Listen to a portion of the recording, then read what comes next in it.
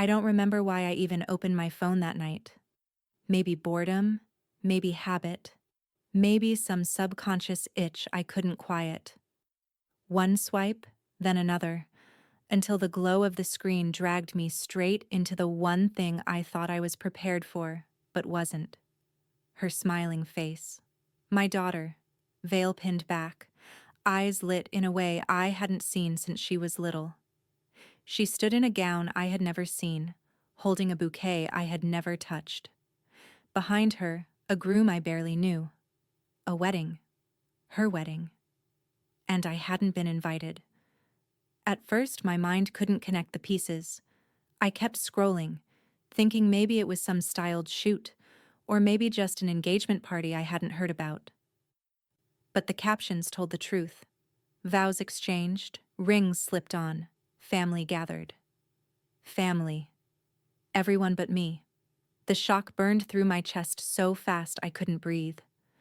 My thumb trembled, hovering above the glass, as though if I stopped scrolling, it might not be real. The ache that followed wasn't sharp, but hollow, like the ground beneath me had fallen away, leaving nothing but air.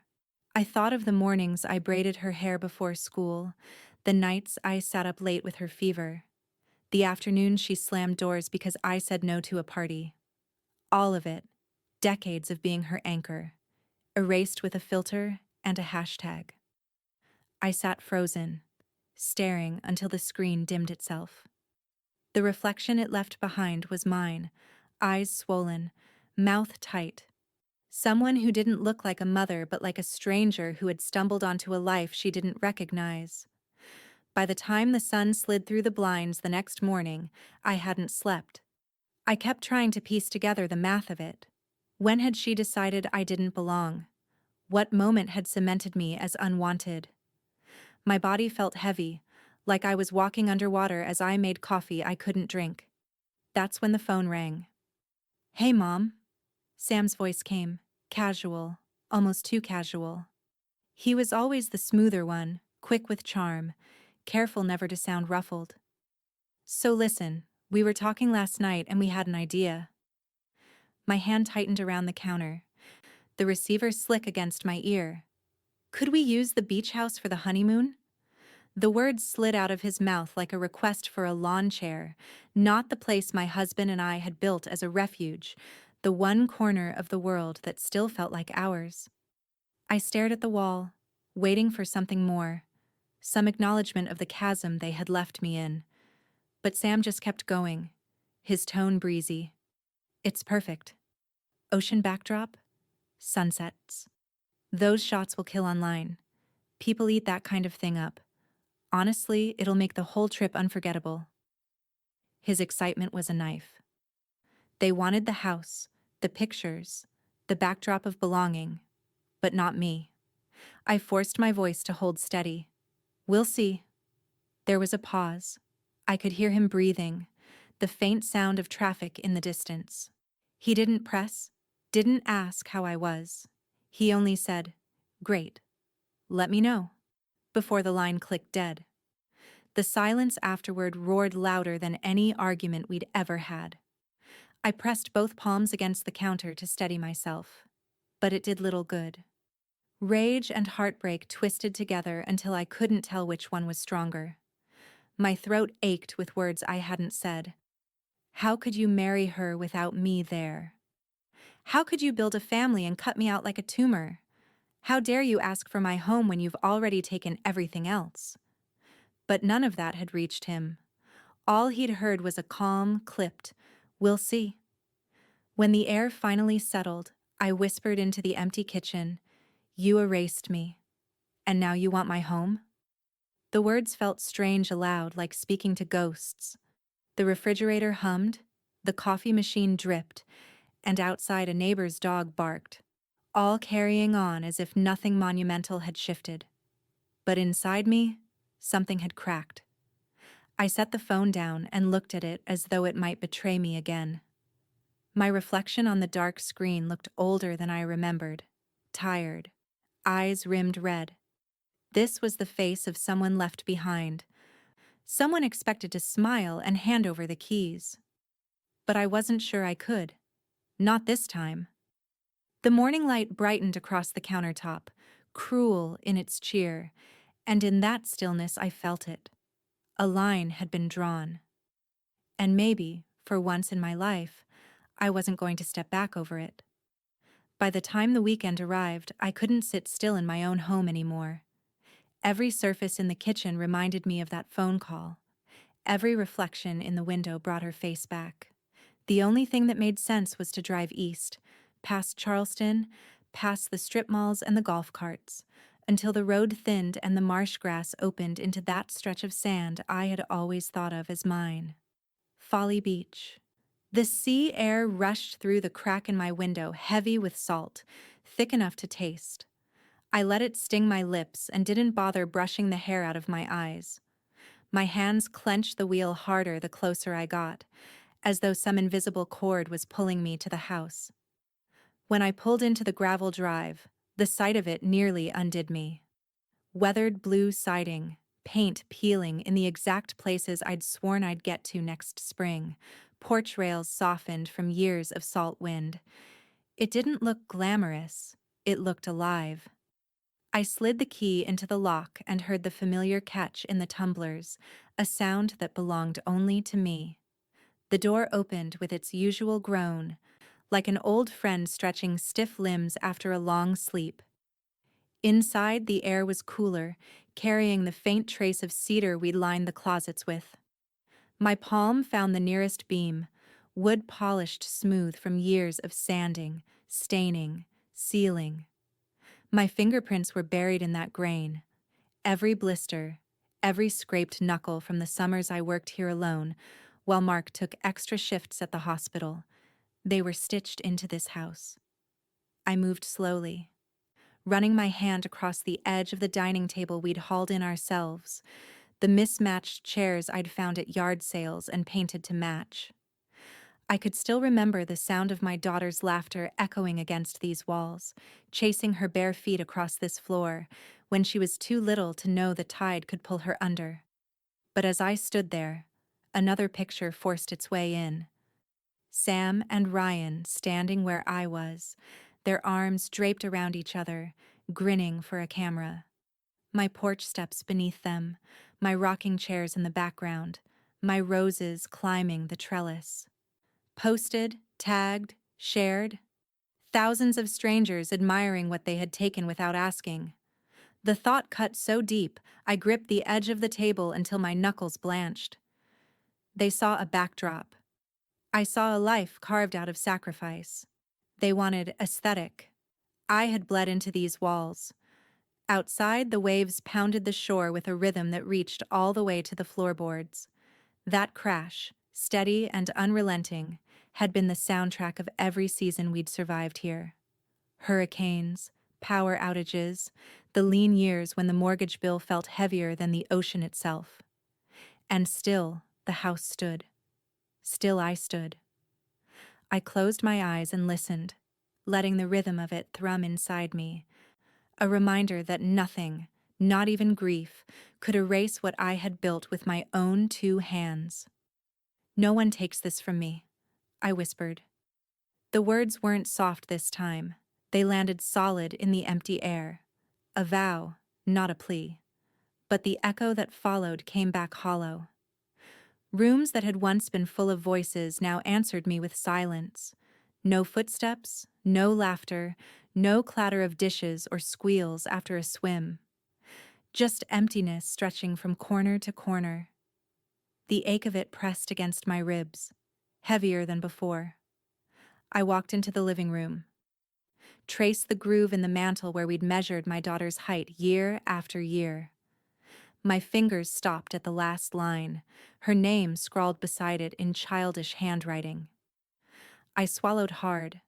The memory was so vivid it felt like she might burst through the door at any moment, wet hair plastered to her cheeks, asking for a towel. Instead, only the wind rattled the windows. I lowered myself onto the old sofa, springs sagging, fabric faded from sun.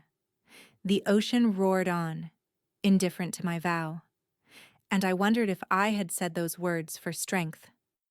or just to keep from drowning in the quiet that told me, again and again, that she had already chosen a life that didn't include me.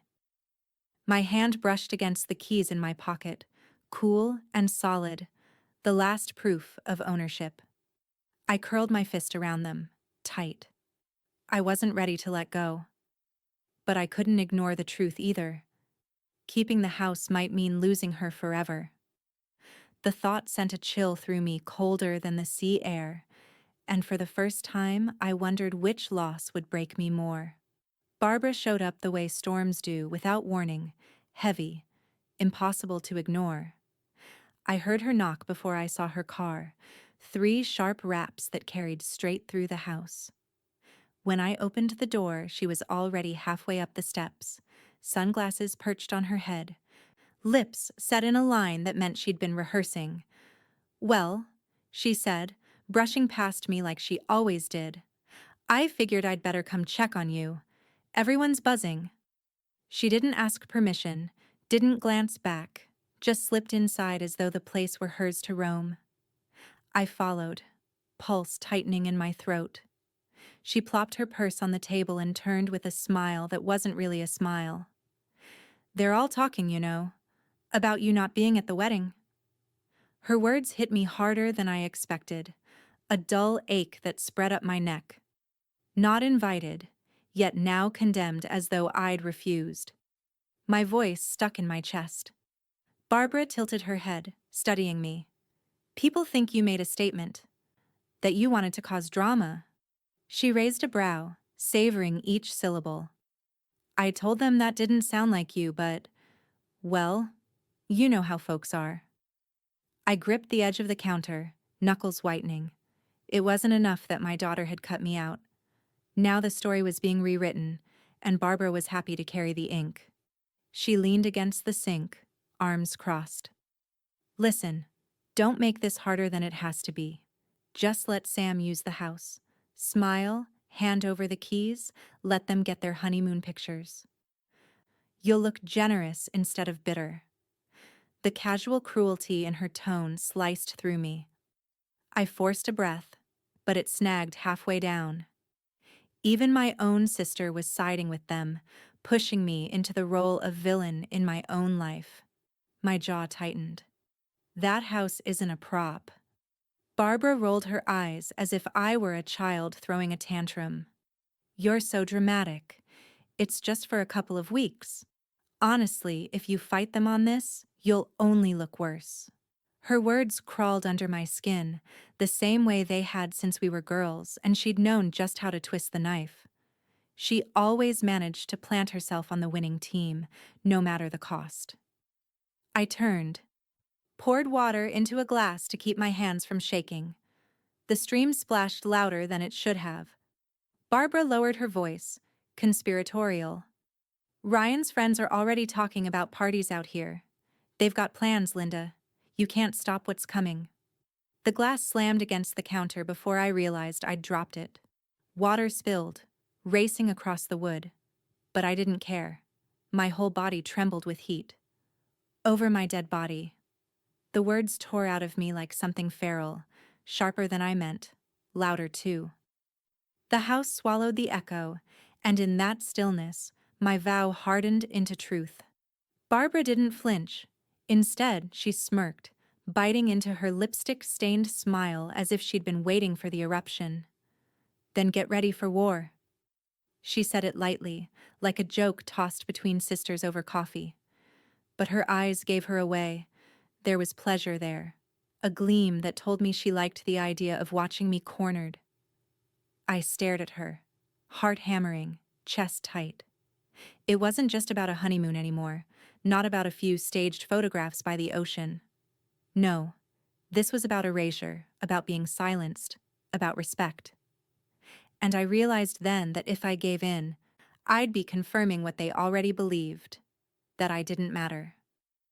The air between us grew thick, salt and cedar mingling like an omen. Barbara stood calm, waiting for me to break, waiting to carry the story back to them in whatever shape she could twist it. I pressed my palms flat on the counter, wet wood cold against my skin, and met her gaze. If it was a war they wanted, I wasn't planning to lose. I told myself the drive into town was about groceries, but the truth pressed heavier with every mile. I needed to see her, needed to look my daughter in the eyes and understand how she could cut me out so cleanly. Sam agreed to meet at a cafe near the college where she used to study. The kind of place with chalkboard menus and potted succulents on every table. She was already there when I walked in, sitting by the window, scrolling on her phone, light from the glass screen flickering across her face. For a moment, I saw her at 16 again, hunched over a device, earbuds dangling, unreachable. "Hi, sweetheart," I managed, sliding into the seat across from her. My voice sounded foreign, hopeful, almost timid. She didn't look up right away. Her thumb kept moving, screen reflecting in her pupils. Finally, she set the phone down. Not face up, but face down. A shield. "Mom." A nod, polite but flat. I folded my hands together on the table. I wanted to talk, not fight. Just talk. Sam leaned back, arms crossed, eyes drifting toward the window where people passed by with lattes and strollers. "You're overreacting," she said, voice clipped, practiced. "This is about 1 week, not your life." Her words landed like stones, each one cold. I swallowed hard, searching for steadiness. "It's not about a week. It's about being erased. I didn't even get an invitation." Her jaw tensed. For the first time, she looked directly at me, but her gaze didn't soften. "We wanted a small wedding," she said carefully, like she'd rehearsed it a dozen times. "No drama." The word cut deeper than she knew. No drama. I pictured Barbara's smirk, her gossip. I pictured Ryan's friends already planning parties in the house that held my life's work. Drama was the story they'd written for me, the label slapped across my chest. I forced myself to breathe evenly. "Small doesn't mean excluding your mother." Sam's hand drifted toward her phone again, tapping the edge of it like a safety rail. Her shoulders lifted in a shrug, her expression detached. "We did what we thought was best. For us." My throat burned, and tears threatened, hot and merciless. But I refused to let them fall here, not where she could mistake them for weakness. I straightened my spine, clasped my hands tighter until my rings dug into my skin. "Do you even hear yourself?" My voice trembled, but I kept it steady enough. Best for you meant cutting me out. Best for you meant turning me into a headline for everyone else to dissect. Sam's face hardened, her mouth pressing into a line. She reached for her phone again, flipping it open this time, scrolling like the conversation was an inconvenience. The blue glow lit her features, making her look older, sharper, someone I didn't recognize. "Mom," she muttered without looking up, "I don't want to rehash this. It's done." That finality, that cool dismissal, hit harder than Barbara's digs or Ryan's plans. My daughter was sitting across from me, alive, breathing, close enough that I could have reached across the table and touched her hand, and yet she was gone. The tears pressed harder, but I blinked them back, throat tight, vision burning. I would not give her the satisfaction of seeing me break. I pushed my chair back, slow, steady, refusing to slam it even though my body begged for release. "Enjoy your coffee," I said softly, almost too softly. My voice cracked at the edges, but I kept moving, one foot in front of the other until I was out the door. The sunlight outside was blinding, hot against my damp eyes. The air smelled of espresso and sea salt, normal and cruel. Behind me, through the glass, I caught one last glimpse of her bent over her phone again, already gone back to whatever world mattered more than the one we had shared. I stood on the sidewalk, breath uneven, realizing with a force that stole my balance. The girl I had raised, the girl whose laughter once filled my house, was a stranger now. And strangers don't hand you back what they've taken. The call came just as I was reheating yesterday's coffee, the bitter smell curling through the kitchen. I almost didn't answer. My nerves were raw, my chest still heavy from that meeting with Sam. But when I saw James's name on the screen, I picked up. Linda. His voice was tighter than usual, stripped of its usual calm. I need you to sit down. The mug clinked against the counter as I set it down, my hand trembling. What's happened? He didn't waste time. I've just come from the county office. Ryan filed paperwork. He's applied to lease out your beach house. Short-term rentals, weddings, parties, the whole 9 yards. For a moment, I thought I'd misheard. The words blurred, echoing in my ears. Lease. What? Lease it out, James repeated. Slower this time, but no softer. Without your signature. Without your consent. I sank into the nearest chair, the world narrowing to the hollow thud of my pulse. My house, my sanctuary, being carved up and handed out like a timeshare. Without my permission? My voice came out hoarse, disbelief coating every syllable. Yes. James exhaled heavily. It gets worse. The filing wasn't just ambitious, it was strategic. They're building a case that you're not capable of managing the property yourself. A chill climbed my spine, colder than any ocean breeze. Not capable. Mentally unfit, he said flatly. That's the phrase they've used. They're positioning you as unstable, too emotional to handle affairs. If they convince the board, the lease goes through, and control slips out of your hands. The silence that followed was deafening. I could hear the refrigerator hum, the tick of the clock, but all of it blurred behind the roar in my ears.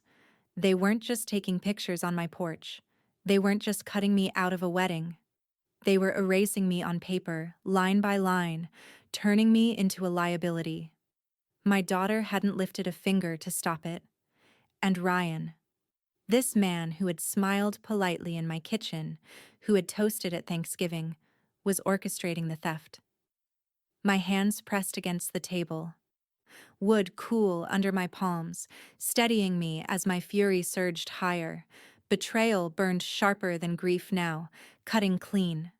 This wasn't carelessness. This was calculated. James's voice broke through. Linda, you need to be prepared. They're gathering testimonies. Anything they can spin into evidence. Missed appointments, arguments, even family gossip. Barbara's smirk flashed in my mind. Her warning. Get ready for war.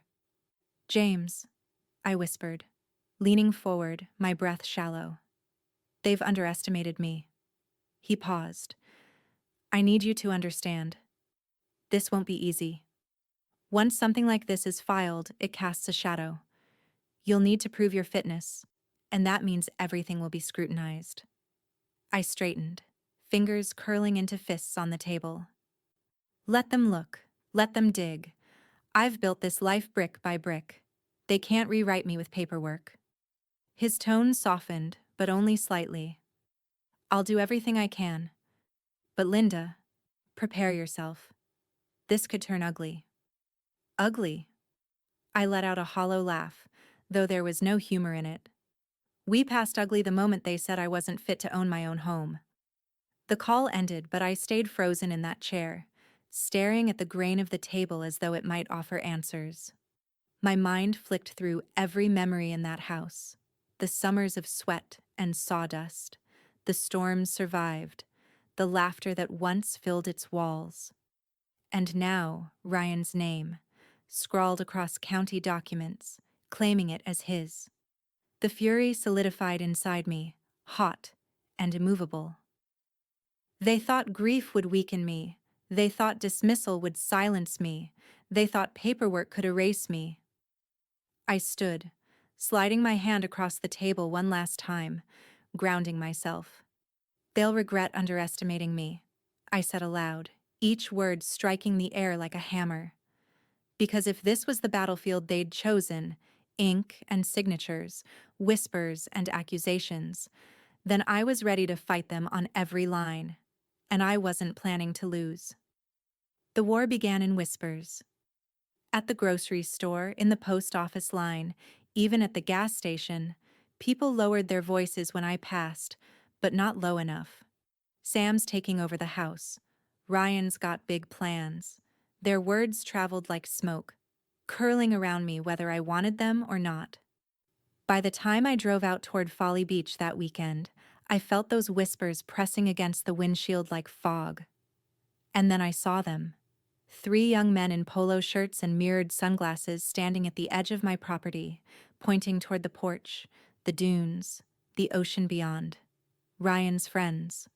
Their laughter carried across the sand, light and easy, as if they were already standing on their future prize. My grip on the steering wheel tightened until my knuckles ached. I didn't stop. I just slowed long enough to take it in. Their gestures, their swagger, their certainty that the house was theirs to divide. Then I pressed the gas harder than I meant to, the engine roaring as I sped past. By the time I reached the driveway, Barbara was already there, leaning against her car, arms folded, smile too smug for someone who claimed she was just checking in. "Linda," she called as I got out, voice syrupy sweet. "You're only exhausting yourself. Why not just let them have it?" Something in me cracked. The restraint I'd held, the tight lid on my fury, slipped. "Because it's mine," I snapped, louder than I intended, voice sharp enough to cut. Barbara's smile flickered, but she didn't retreat. If anything, she looked pleased. "You sound just like they say. Defensive, unreasonable, careful, or you'll prove them right." She slid into her car, window down, smirk lingering as the engine rumbled to life. "Think about it." She drove off, dust rising behind her, and I stood in the gravel, heart hammering.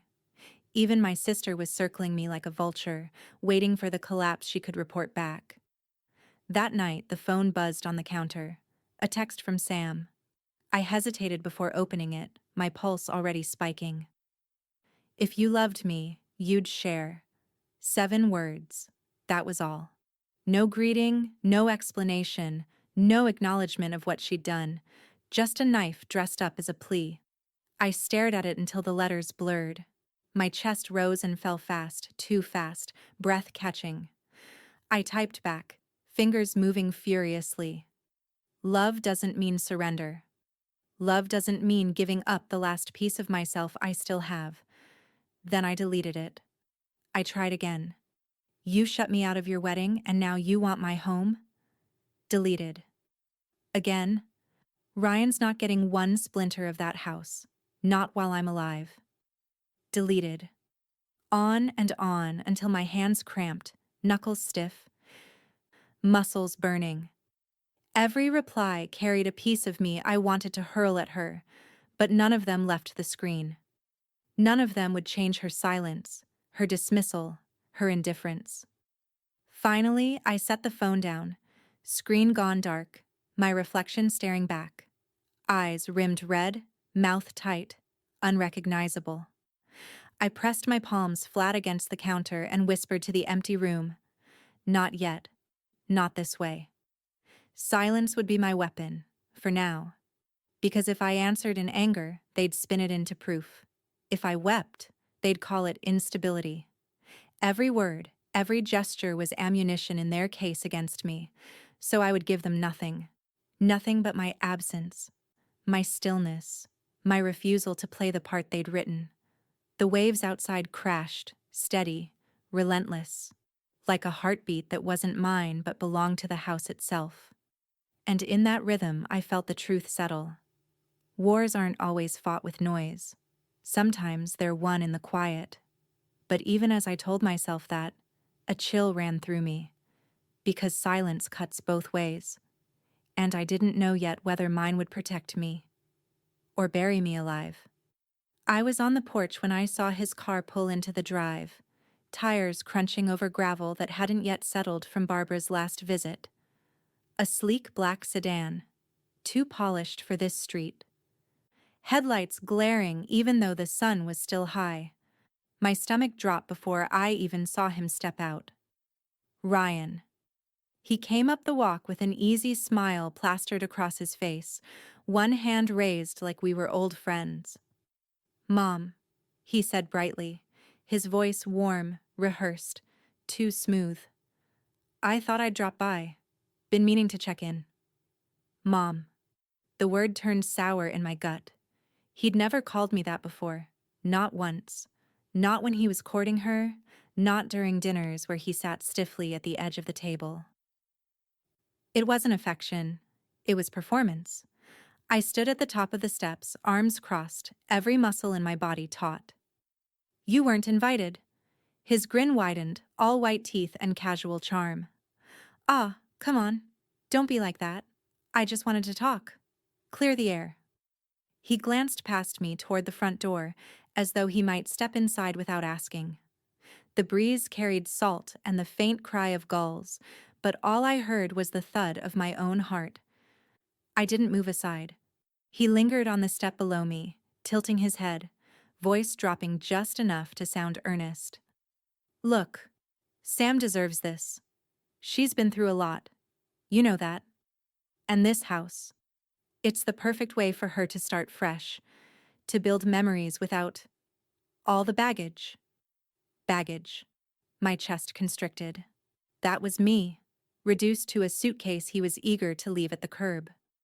"I won't argue with you," I said quietly, though my tone left no room for doubt.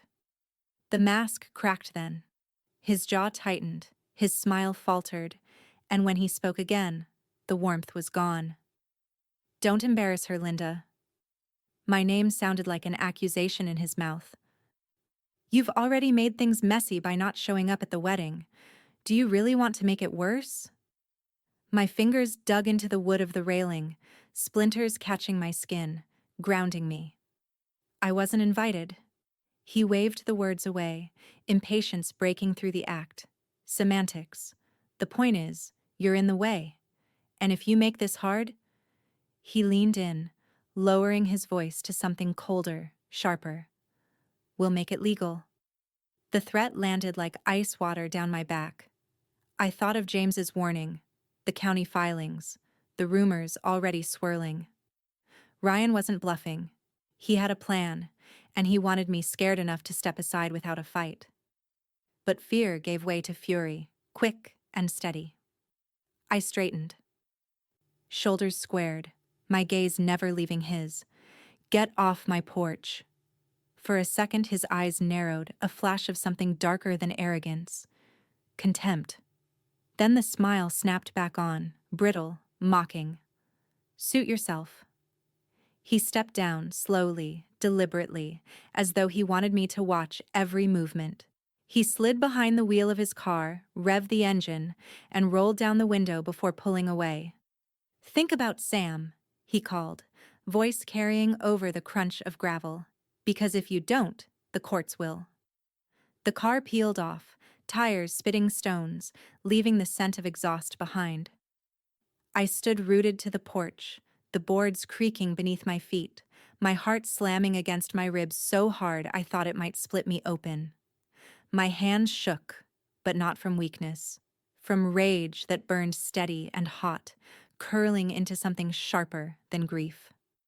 For weeks, I'd been painted as fragile, unstable, unfit. But standing there, watching Ryan disappear down the road, I felt more certain than ever. This wasn't about love or family. This wasn't about compromise. This was about control.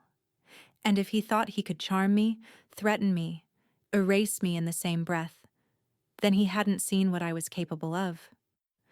The gulls screamed overhead, carried on the wind, and the waves struck the shore with relentless force. I closed my eyes and let that sound anchor me. The fight had just escalated, and I would not be the one to break. James's office smelled faintly of old books and coffee gone stale. Floor-to-ceiling shelves leaned under the weight of leather-bound volumes, law journals, and framed degrees. I sat across from his desk, my palms pressed together so tightly my nails bit into my skin. He leaned forward, fingers steepled. Linda, if you want to keep this house safe, we need to act before they do. My throat was dry. Act how?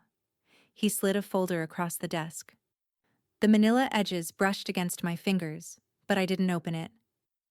We move the property into a trust. It separates you, legally, from the ownership in a way they can't touch. Ryan can file as many claims as he wants. None of them will stick. I flinched, pulling my hands back. A trust? James nodded once, calm, precise. It's a shield. The house remains yours in practice, but it's protected from these kinds of attacks. It's the best option. The word shield echoed in my head, but all I could see was that porch, those beams, the table where my daughter once pressed her crayons too hard into the wood. That house is me, I whispered. My blood is in those walls. I can't just sign it away on paper. James's voice gentled but didn't waver. If you don't, Linda, they'll come harder. And next time, it won't be paperwork. It'll be possession. Tenants in your bedrooms. Parties on your porch. The image landed like a blow. I saw Sam and Ryan framed on the steps, grinning for a camera as though they belonged there, while strangers trailed sand into the kitchen I had scrubbed with my own hands. I swallowed against the lump in my throat. It feels like surrender. He shook his head. It's the opposite. It's drawing a line they can't cross. The folder sat between us, silent, waiting. My fingers hovered, hesitant. When I finally opened it, the legal language swam before my eyes. Paragraphs of protection, clauses I barely understood. But at the bottom, a line waited for my name. My chest tightened. My daughter's face flashed in my mind. Her wedding photos, the laughter I hadn't been allowed to hear in person. That smile, so bright, as though I hadn't even existed. Tears blurred the page. One dropped onto the paper, staining the ink, spreading into the fibers. I closed my eyes, let the ache rise and crest, and then picked up the pen.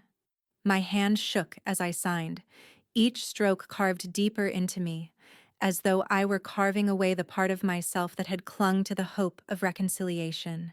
When it was done, I laid the pen down with fingers that no longer felt like mine. James reached forward, gathering the papers, his tone steady but weighted. It's done. From here forward, they can't touch you. Not legally. I sat back in the chair, a strange stillness settling over me. The tears were still there, raw and hot, but beneath them was something new. Not peace, exactly. Something sharper. Control. For the first time since this began, the ground beneath me didn't feel like it was crumbling. I wiped my cheek with the back of my hand. Let them try, I murmured. James gave a faint smile. That's the spirit. But as I rose from the chair, gathering my bag, I knew this wasn't about spirit. It was about survival. And survival, I'd learned, doesn't always look like strength. It sometimes looks like signing your name through tears and daring them to come closer.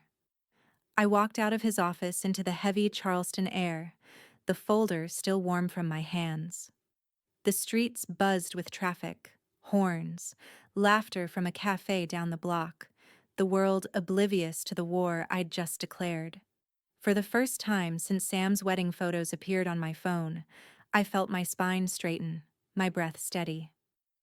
I had given up something to gain something greater, and if Ryan thought he could corner me into surrender, he was about to learn. I had just planted the first seed of his defeat. I thought I'd prepared myself for anything. The paperwork, the whispers, Ryan's threats.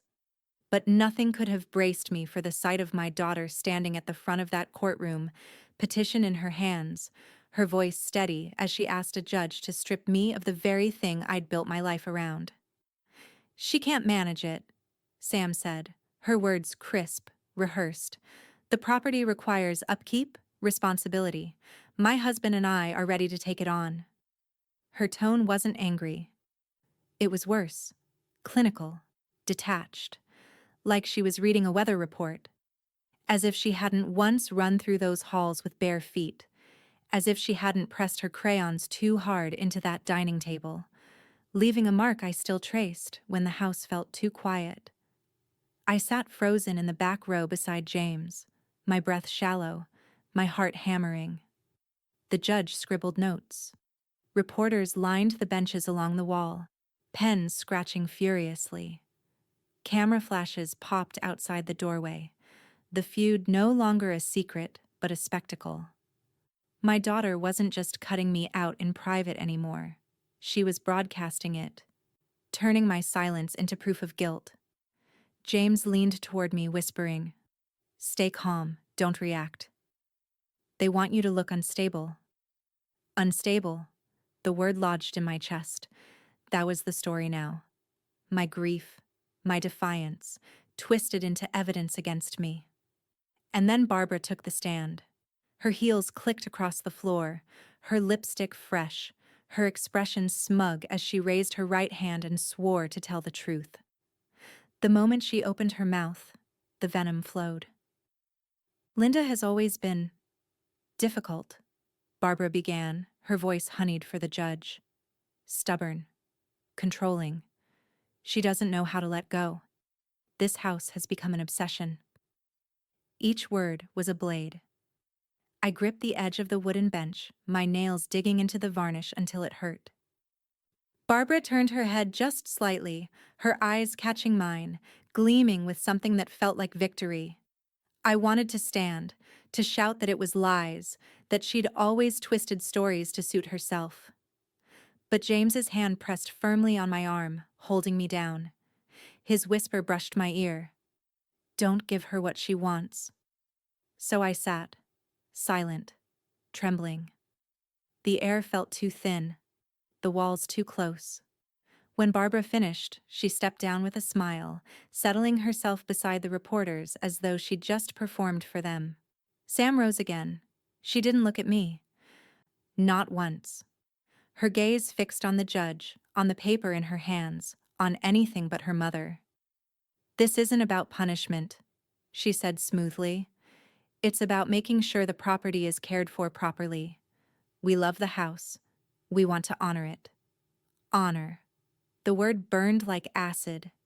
They wanted to honor it by gutting me, erasing me, turning me into a footnote in my own story. I forced myself to sit taller, to breathe slow, even as my vision blurred at the edges. I willed her to look at me, to turn, to show some flicker of the girl I raised, the girl who once clung to me after thunderstorms. But she didn't. She kept her eyes forward, her lips steady, her back straight. James's voice, low and grim, reached me again. "She's chosen Linda, chosen Ryan, chosen this fight. Fully." The words hollowed me out. My daughter had crossed the line I thought she'd never cross, and the courtroom, with its polished wood and buzzing fluorescent lights, bore witness to the moment my family split clean in two. Family on one side, survival on the other. And as I sat there, the cameras flashing, the reporters scribbling, I knew this wasn't just a case about property anymore. This was the trial of my existence. When they called my name, my legs felt made of stone. I rose anyway, the scrape of the chair echoing louder than I wanted. Each step to the witness stand stretched, every eye in the courtroom on me, some curious, some hungry. Reporters' pens lifted, ready. I raised my hand, swore the oath, and sat. The microphone stood inches from my lips, waiting to catch every word, every tremor. "Mrs. Palmer," the judge said, glasses low on his nose. "You may begin." I gripped the edges of the chair, forcing my breath to steady. My voice wavered at first, but gathered strength as it left me. This house. It isn't just wood and paint. It's 30 years of my life. Every paycheck stretched, every blister on my hands, every storm patched and weathered. When my husband worked double shifts, I hauled shingles myself. When the salt air rotted the beams, I sanded and sealed until my hands bled. That house isn't just where I live, it is me. The courtroom hushed. Even the reporters paused their scribbling. I leaned forward, eyes fixed on the judge. I know what they're saying about me, that I'm stubborn, that I can't let go. Maybe I am. But stubbornness is what kept that house standing after every hurricane. Stubbornness is what gave my daughter a home filled with warmth when the world outside was cold. I am not unfit. I am the reason it still stands. The judge's expression shifted.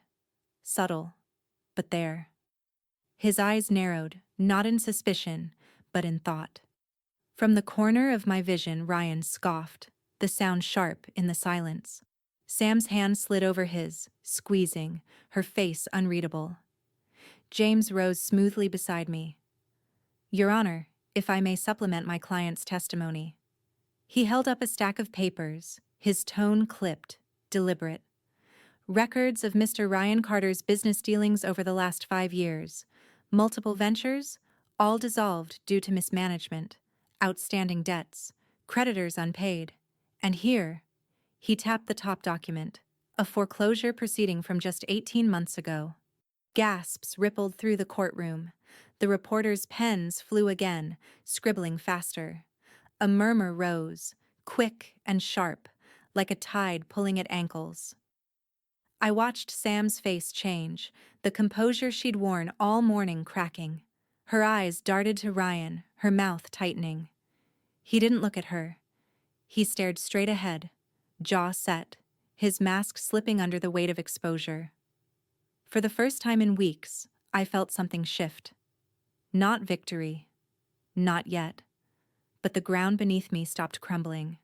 It was Ryan, not me, who looked unstable now.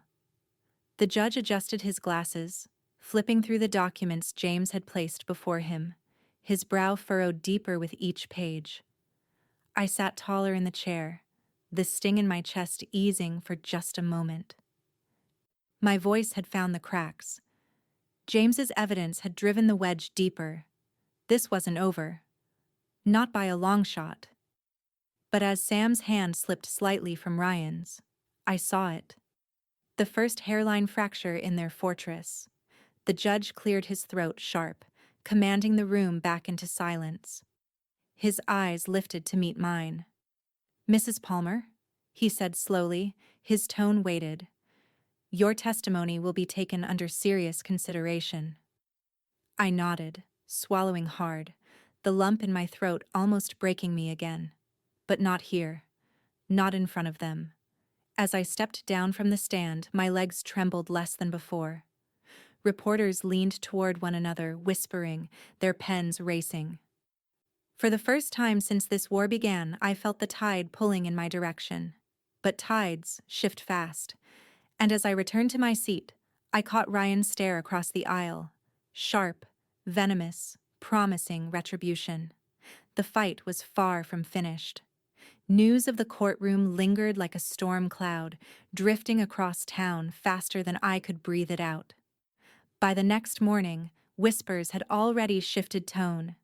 No longer about me being unstable, but about Ryan's debts, his temper, his mask slipping. And then the call came. Not from Sam, of course, but from Barbara. They're at each other's throats, she said, almost gleeful, her voice buzzing through the receiver. Ryan says you embarrassed them in front of the whole town. Sam's crying, says this was supposed to be easy. I pressed the phone harder against my ear, my pulse quickening despite myself. Easy, I repeated under my breath. My daughter had thought gutting me would be easy. Barbara chuckled, enjoying herself too much. He's blaming her for slipping in court. She's blaming him for the paperwork. It's delicious, really. Thought you'd want to know. I shut my eyes, letting the words sink in. A part of me, dark, tired, raw, did want to know. It wanted to savor the fracture, to imagine Ryan pacing and fuming while Sam's voice cracked under the pressure. Retribution, if only in echoes. But another part of me ached, a mother's part. The thought of Sam crying, shoulders shaking the way they had when she was little, when she skinned her knees or fought with friends, it split me in two. Good, I whispered, my voice steady, colder than I felt. Let them. Barbara hummed her approval before hanging up, already off to spread the news further, no doubt. I set the phone down on the counter, but the ache stayed lodged in my chest. I could almost hear Sam's sobs through the walls, even though she wasn't here. The image came unbidden, her face buried in her hands, Ryan towering over her with that cold anger I'd glimpsed on my porch. This was what she had chosen. Him. His battles. His mask. And still, the instinct to gather her into my arms, to hush her pain the way I once did, clawed at me. I walked to the window, staring out at the line of the sea, gray and endless. The waves kept striking the shore, indifferent to who won or lost on land. Winning in court, James had told me, was about evidence, leverage, paperwork. And yes, the tide had shifted. The judge had listened. The whispers were turning. But as I pressed my forehead to the cool glass, I felt the hollowness expand. Legal victories didn't stitch a daughter back into your life. They didn't erase her cold voice on the stand, declaring you unfit. They didn't dry her tears now when the man she chose turned his anger inward. I wrapped my arms around myself, holding tight, the silence in the house pressing against me. I'd spent years building strength into those beams, weatherproofing against storms. Yet nothing had prepared me for this storm, the one where motherhood and survival tore at each other until I couldn't tell which side I was on. Sam's tears still lived inside me, even if I'd never see them fall again. The image clung to me, stubborn, refusing to let go. The law might carry my name on the deed, might recognize my fight, might even hand me the shield I'd signed for. But the deeper battle, the one between blood and betrayal, was nowhere near finished. I straightened from the glass, exhaling slowly. The ocean thundered its rhythm against the shore, relentless. And in that sound, I realized something sharp, almost unbearable. Winning the house didn't mean winning my daughter, and I wasn't sure anymore which loss would leave the deeper scar. Barbara didn't knock this time. She showed up with a quivering mouth and a bottle of cheap wine clutched in her hand like it might excuse her. Her eyes were swollen, her eyeliner smudged. But still, I didn't open the door until she whispered through the screen, "Linda, I was wrong." Something in her voice was cracked, unvarnished, the sound of a woman stripped bare. Against my better judgment, I let her in. She stepped into the kitchen and set the wine on the counter, her hands shaking. For once, she didn't smirk, didn't toss out some clever jab. She just looked smaller, older, like the mask she'd worn all my life had finally slipped. "I sided with them," she admitted, her voice hushed. "For money." I froze, my back stiffening. "What do you mean?" "For money." She pressed a trembling hand to her forehead. "Ryan promised me a cut, a share of the rental profits once he had the house. Said it was only fair since I've always been the one keeping things balanced in the family." I thought it was just business." Her words slithered through me like poison. Barbara, my own sister, testifying against me not because she believed I was unfit, but because she wanted a payday. Betrayal stacked on betrayal, layered so deep I felt sick. "You lied under oath," I said, my voice low, unsteady with fury. "You stood in that courtroom and painted me unhinged, for a slice of profit." Barbara's eyes filled with tears. I know, Linda. I was desperate. My bills, the debt. I told myself it didn't matter, that Sam needed the house more than you did. And I could finally catch a break. She choked on her words, the sob breaking loose. But when I saw her face yesterday, crying after court, I realized what I'd done. I helped him tear you two apart. I gripped the counter, my fingernails digging into the wood. The air felt heavy, pressing down on me. Barbara crying in my kitchen didn't erase the venom she'd spit into that courtroom microphone. "Don't shut Sam out forever," she pleaded, her hands twisting together. "She's lost, Linda. Ryan's got his claws in her, but she's still your daughter. If you harden completely, he wins. Don't let him win." Her words sliced through me differently, because she wasn't wrong. Sam was lost. And no matter how deep the betrayal cut, some part of me still ached at the thought of her tears, her voice cracking under Ryan's pressure. But anger flared hotter than grief. "She shut me out first," I snapped, the words tearing free before I could soften them. "She chose him. She stood in court and said I wasn't capable. Don't tell me to keep the door open," when she slammed it in my face. Barbara flinched, her tears spilling over. And for a moment I almost pitied her. Almost. But pity didn't erase betrayal. I turned my back, staring out the kitchen window toward the sea, the waves gleaming silver under a muted sky. The ocean didn't care about sisters or daughters or courts.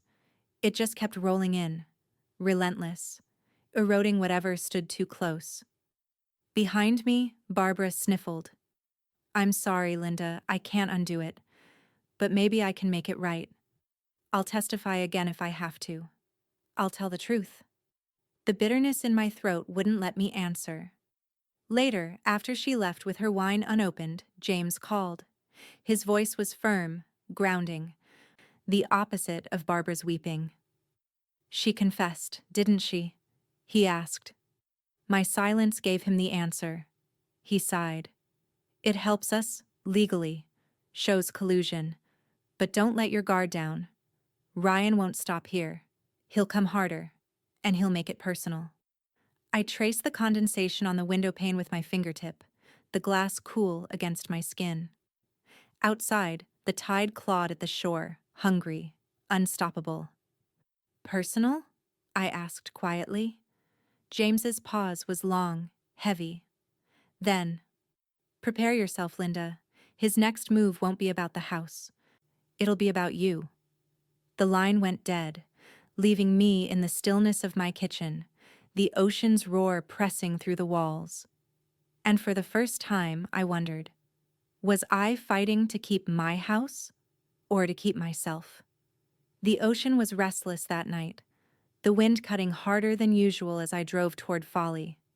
Something in my gut told me not to wait until morning. The house had been quiet too long, my instincts buzzing like an alarm I couldn't ignore. When I turned into the gravel drive, my headlights caught something that stopped me cold. Light. Not the soft glow of a lamp left behind, but a harsh blaze spilling from every window. The house wasn't sleeping. It was wide awake. My heart slammed. I killed the engine and sat there, gripping the steering wheel until my knuckles burned. Shadows moved across the curtains. Laughter spilled out coarse and too loud, carried by the sea breeze. I climbed out, the crunch of gravel deafening under my shoes. My pulse roared in my ears. As I got closer, the voices sharpened. Ryan's among them, booming, arrogant, drunk with victory. And then I saw her. Through the front window, Sam sat on the couch, her face streaked with tears, hands clenched in her lap. Around her, Ryan's friends sprawled carelessly, beer bottles tipping on my table, music thudding from a speaker that rattled my walls. Ryan himself stood in the middle of it, holding a drink high, laughing like the king of a kingdom he hadn't earned. A sickness twisted through me. My house, our refuge, turned into his playground. I pulled my phone from my bag and dialed. My voice barely worked.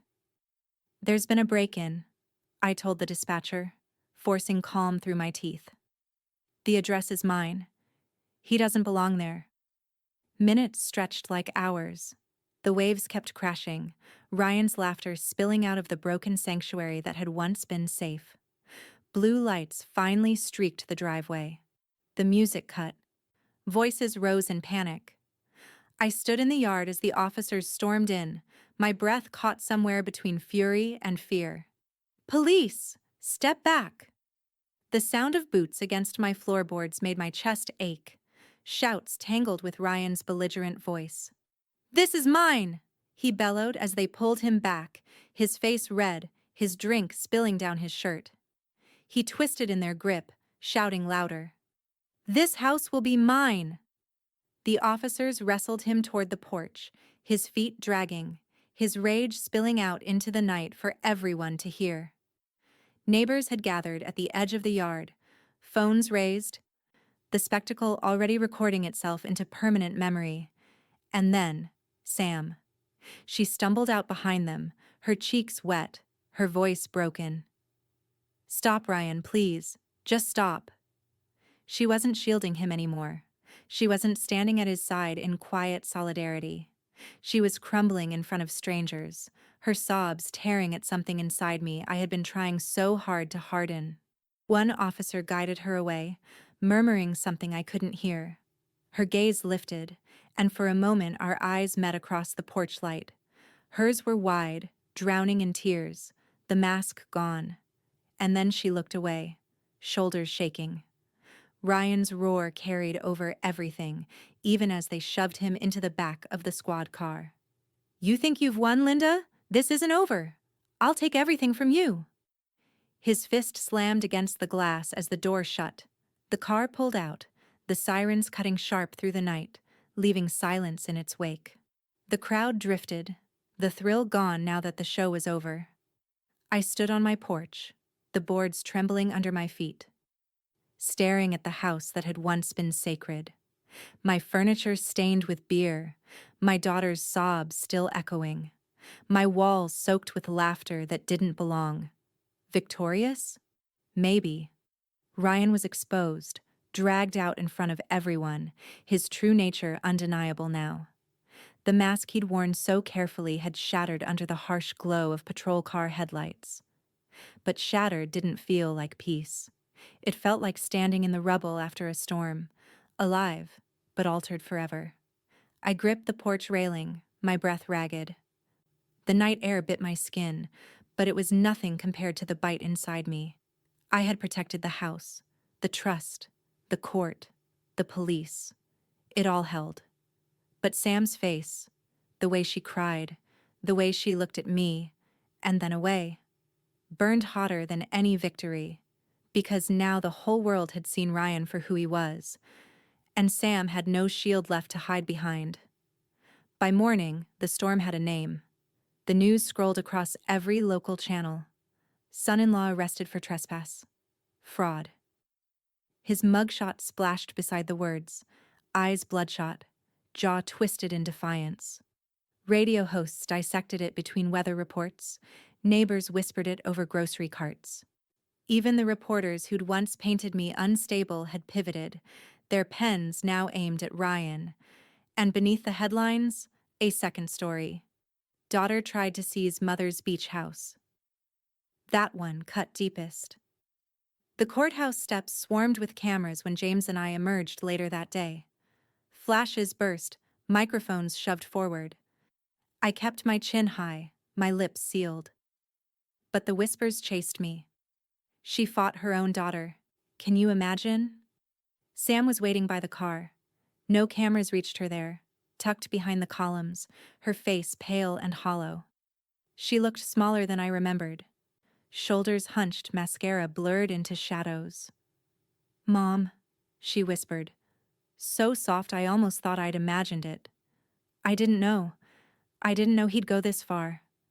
Her voice cracked, the plea raw. I thought it was just paperwork.